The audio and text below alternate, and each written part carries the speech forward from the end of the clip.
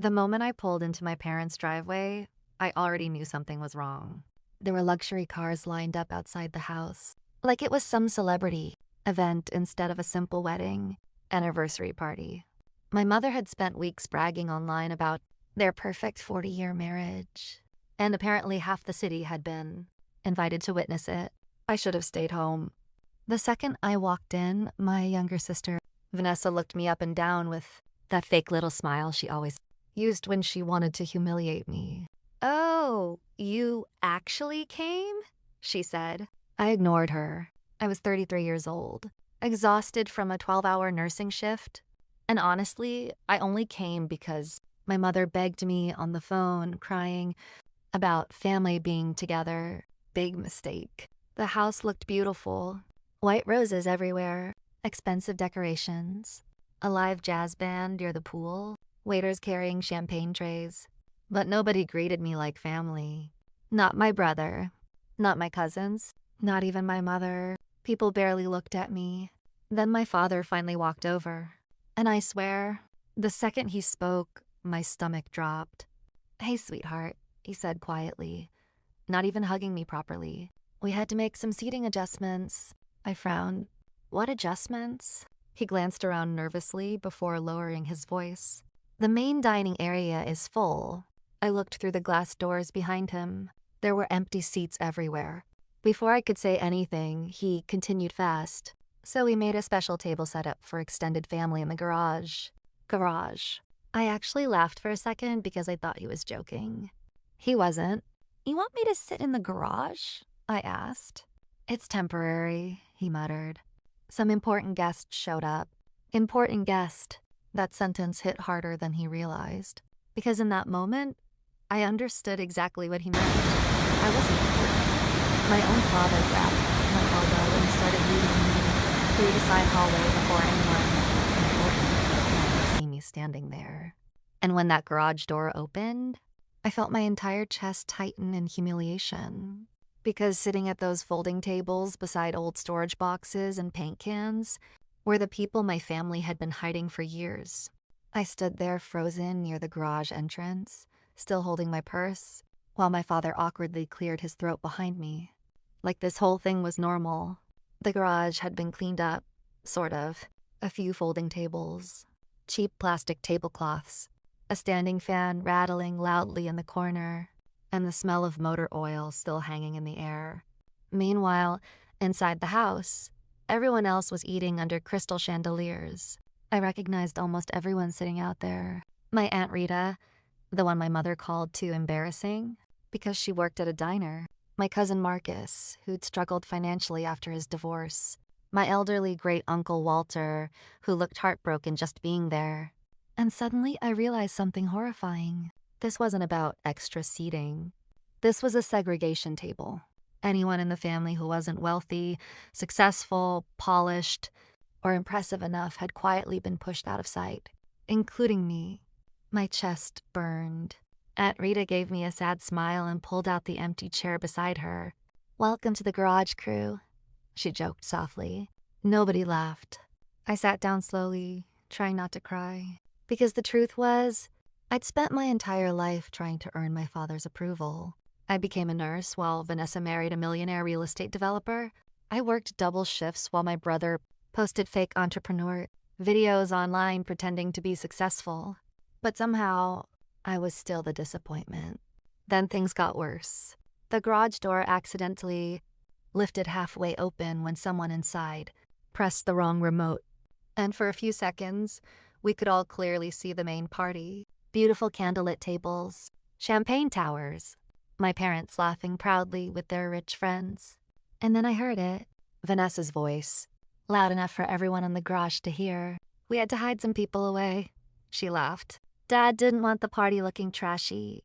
The entire garage went silent. I felt the blood drain from my face. Even Uncle Walter lowered his eyes to the floor. And at that exact moment, something inside me finally broke. Because humiliation is one thing, but watching kind, hardworking people get treated like garbage by their own family, that does something to you. especially when the people humiliating you have absolutely no idea what's coming next. I didn't explode right away. That's the scary part. I just sat there quietly in that garage, staring at my untouched plate while everyone around me tried, pretending this wasn't humiliating. But inside, I was shaking because my father had spent my entire childhood preaching about dignity and family values, and now he was hiding his own relatives beside lawn equipment so his rich guests wouldn't feel uncomfortable. Then my phone buzzed. I looked down, and the second I saw the email notification, my heart nearly stopped. The sender was a law firm in downtown Chicago. At first, I thought it was spam until I opened it. My eyes scanned the message once, then twice, then a third time because I genuinely couldn't breathe. 3 months earlier, one of my long-term patients had passed away, an elderly widow named Eleanor Hastings. I cared for her through cancer treatments, surgeries, panic attacks, everything. She had no children, no close family, but we became incredibly close. I used to sit with her after my shifts ended just so she wouldn't eat dinner alone. Apparently, she never forgot that. The email stated that Eleanor had left me something in her will. Not money, not jewelry, her entire waterfront property business. I felt physically dizzy reading the number attached to the estate valuation. Over $11 million. I thought it had to be fake. Then my phone rang. "Miss Carter?" the lawyer said. "We've been trying to reach you all day." Meanwhile, inside the house, I could hear glasses clinking as my father gave some dramatic anniversary speech about loyalty and respect. The irony almost made me laugh. The lawyer continued speaking calmly. "There's one more thing, Olivia. Miss Hastings specifically requested that the announcement remain private until all legal documents were finalized tomorrow morning." Tomorrow morning. That meant nobody at this party knew yet. Not my parents, not Vanessa, not the guests treating me like some embarrassment hidden in a garage. And suddenly, for the first time all night, I stopped feeling humiliated because the people who thought I was worthless were about to discover something terrifying. They had just publicly humiliated the only person in that entire family who no longer needed them for anything. The next morning, my phone wouldn't stop ringing. First the lawyer, then reporters, then business associates connected to Eleanor Hastings' company. And somehow, by noon, my family found out too. I was still asleep when Vanessa called me 14 times in a row. 14. The same sister who laughed about hiding me in a garage suddenly couldn't stop calling me sis. I ignored every single call. But around 2 in the afternoon, there was knocking at my apartment door. Hard knocking. I opened it and nearly laughed. My parents were standing there holding flowers. Flowers, as if a bouquet could erase what they did. My mother immediately burst into fake tears. "Olivia, sweetheart, we didn't know." "You didn't know what?" I interrupted. "That I had money now?" Silence.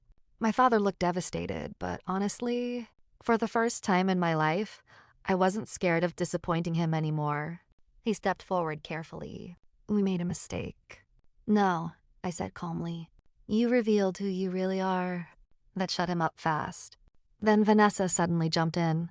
"You're being dramatic. Dad was just trying to organize the seating." "Stop," I snapped. Her mouth closed instantly. Because for once, nobody could talk down to me anymore. I looked directly at my father. You know what hurt the most? It wasn't the grudge.